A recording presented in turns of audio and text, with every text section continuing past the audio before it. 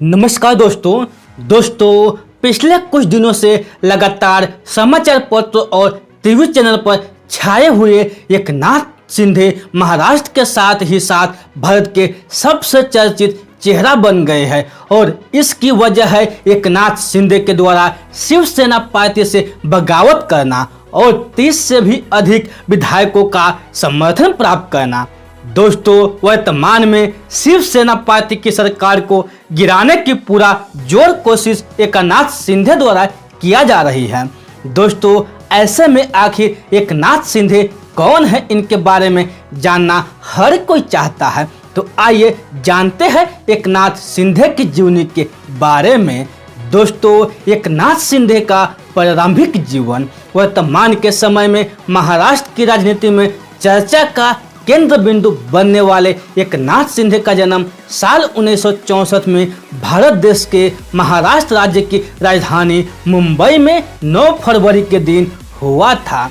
दोस्तों इनका पिताजी का नाम संभाजी नौलू शिंदे है और माताजी का नाम गंगूबाई शिंदे है।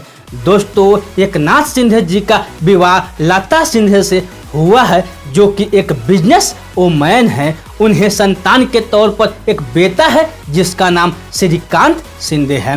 दोस्तों वर्तमान में एकनाथ शिंदे की उम्र 58 साल की हो चुकी है। जब यह पैदा हुए थे तब इनके परिवार में काफ़ी गरीबी थी और 16 साल की उम्र में अपने परिवार को आर्थिक तौर पर सहायता देने के लिए इन्हें ऑटो रिक्शा चलाना प्रारंभ किया और काफ़ी लंबे समय तक इन्होंने ऑटो रिक्शा चलाई। दोस्तों इसके साथ यह पैसे कमाने के लिए शराब बनाने वाली एक फैक्ट्री में भी काम करने लगे। ऐसा कहा जाता है कि साल 1980 के आसपास में बाल साहब ठाकरे के भाषण उनके विचारों से प्रभावित होकर के एकनाथ शिंदे ने शिवसेना पार्टी ज्वाइन कर ली। यह वह समय था जब शिवसेना की एकमात्र इंडिया में ऐसी पार्टी थी जो 71 हिंदुओं के मुद्दे के लिए जानी जाती थी। दोस्तों यहाँ तक कि कट्टर हिंदुत्ववादी नेताओं की अधिक संख्या भाजपा से ज़्यादा शिवसेना में थी। साल 2004 में एकनाथ शिंदे को पहली बार विधायक बनने का मौका मिला और बाल ठाकरे की मौत हो जाने के पश्चात यह तेजी के साथ कट्टर हिंदुवादी नेता के तौर पर महाराष्ट्र राज्य में उभर करके आए। दोस्तों हालांकि पिछले 1-2 साल से पार्टी में एकनाथ शिंदे से ज़्यादा उद्धव ठाकरे और उनके पुत्र का कद बढ़ा और वही वजह है कि एकनाथ शिंदे पार्टी से खफा हो गए। दोस्तों देखा जाए तो एकनाथ शिंदे सिर्फ एक नेता के तौर पर पार्टी में रह गए थे, इन्हें ज़्यादा महत्व नहीं दिया जाता था। दोस्तों एकनाथ शिंदे की शिक्षा थोड़ी समझ जब एकनाथ शिंदे को प्राप्त हुई तब इनके माता पिता के द्वारा थाने शहर में मौजूद न्यू इंग्लिश हाई स्कूल में इनका एडमिशन करवा गया। दोस्तों यहाँ से इन्होंने अपनी एजुकेशन थोड़े समय तक पूरी की। दोस्तों हालांकि यह अपनी प्रारंभिक एजुकेशन पूरी नहीं कर पाए और इन्होंने बीच में से ही अपनी प्रारंभिक पढ़ाई को छोड़ दिया और फिर से अपने परिवार की आर्थिक सहायता करने के लिए यह ऑटो रिक्शा चलाने का काम करने लगा। इस समय इनकी उम्र 16 साल की थी। दोस्तों 1980 के दशक के आसपास में एकनाथ शिंदे की मुलाकात बाल ठाकरे और शिवसेना पार्टी के थाने के जिला प्रमुख आनंद दिघे से हुई और इस प्रकार इन्होंने शिवसेना पार्टी को ज्वाइन कर लिया। दोस्तों भाजपा और शिवसेना का गठबंधन वाली साल 2014 की सरकार बनने के पश्चात इन्हें मंत्री पद प्राप्त हुआ और उसके बाद उन्होंने फिर से एजुकेशन हासिल करने के उद्देश्य से वसंतराव चौहान मुक्त यूनिवर्सिटी में एडमिशन लिया और यहाँ से मराठी और राजनीति सब्जेक्ट में आर्ट ग्रेजुएट की डिग्री हासिल की। दोस्तों एकनाथ शिंदे का परिवार, एकनाथ शिंदे जी का माताजी का नाम गंगूबाई शिंदे है। इनके पिताजी का नाम संभाजी नौल शिंदे था। इसके अलावा इनकी पत्नी का नाम लता शिंदे है और इन्हें एक संतान के तौर पर एक बेटा है जिसका नाम श्रीकांत शिंदे है। दोस्तों एकनाथ शिंदे का कैरियर, इन्हें पहली बार पार्षद बनने का मौका साल 1997 में मिला। दोस्तों पहली बार यह ठाणे नगर निगम से पार्षद बने थे। सदन के नेता के पद के लिए ठाणे नगर निगम में इन्हें साल 2001 में चुना गया। ठाणे नगर निगम के पद पर वर्ष 2002 से इन्हें एक बार भी फिर से विजय हासिल हुई। दोस्तों महाराष्ट्र विधानसभा के लिए साल 2004 में एकनाथ शिंदे चुने गए। दोस्तों केवल एकनाथ शिंदे चुने गए। शिवसेना पार्टी के द्वारा साल 2005 में ठाणे जिला प्रमुख के पद पर नियुक्ति दी गई। साल 2009 में एक बार फिर से एकनाथ शिंदे को महाराष्ट्र विधानसभा के लिए चुना गया। दोस्तों एकनाथ शिंदे को महाराष्ट्र विधानसभा के लिए साल 2014 में एक बार फिर से चुना गया।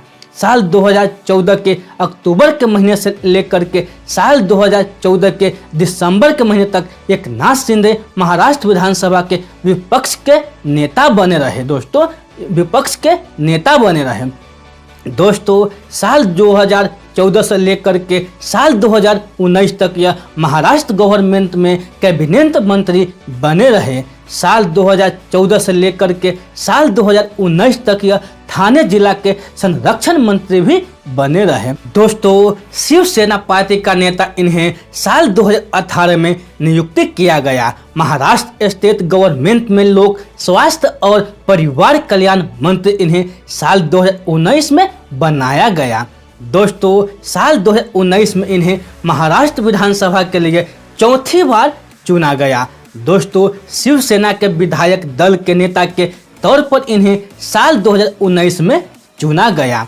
दोस्तों साल 2019 में 28 नवंबर के दिन इन्होंने महाविकास आघाड़ी के अंतर्गत कैबिनेट मिनिस्टर के तौर पर पद ग्रहण किया। दोस्तों एकनाथ शिंदे को साल 2019 में शहरी विकास और लोक निर्माण मंत्री बनाने का मौका प्राप्त हुआ। दोस्तों यह वीडियो अच्छा लग रहा हो तो इसे जरूर लाइक कीजिएगा और चैनल को जरूर सब्सक्राइब कीजिएगा। दोस्तों साल 2019 में यह गृह मामलों के मिनिस्टर बने और साल 2020 में इन्हें ठाणे जिले का संरक्षक मंत्री बनाया गया। एकनाथ शिंदे का राजनीति में आगमन। दोस्तों शिवसेना पार्टी में शामिल होने की प्रेरणा एकनाथ शिंदे को बाला साहब ठाकरे से नहीं बल्कि तब के शिवसेना पार्टी के कदावर नेता आनंद दिघे से प्राप्त हुई थी। दोस्तों एकनाथ शिंदे ने आनंद दिघे से ही प्रभावित होकर के सबसे पहले शिवसेना के शाखा प्रमुख के तौर पर पार्टी में अपनी मौजूदगी दर्ज करवाई और इसके साथ वह ठाणे म्यूनिसिपल के कारपोरेटर भी बने। दोस्तों हालांकि कुछ सालों के पश्चात ही एकनाथ शिंदे काफी बुरी तरह से समय के कुछ चक्र में फंस गए। दरअसल इनके बेटा और बेटी की मौत हो गई। दोस्तों जिसके पश्चात एकनाथ शिंदे के मन में राजनीति को छोड़ने का ख्याल तक आने लगा। हालांकि इस बुरे समय में आनंद दिघे ने एकनाथ शिंदे को काफी सांत्वना दी और इन्हें राजनीति में बने रहने के लिए कहा। दोस्तों शिंदे का अपने परिवार को खोना। साल 2000 में 2 जून का दिन एकनाथ शिंदे के लिए काफी दुख भरा रहा। दोस्तों दरअसल इस दिन वह महाराष्ट्र के सातारा जिले में अपने 11 साल के बेटे दीपेश और 7 साल की बेटी सुभद्रा के साथ घूमने के लिए गए थे और बोटिंग करने के दरमियान एक भयानक एक्सीडेंट हुआ। इस एक्सीडेंट में इनके बेटे और बेटी पानी में डूब गए। इस प्रकार से साल 2000 का समय इनके लिए काफी दुखपूर्ण रहा।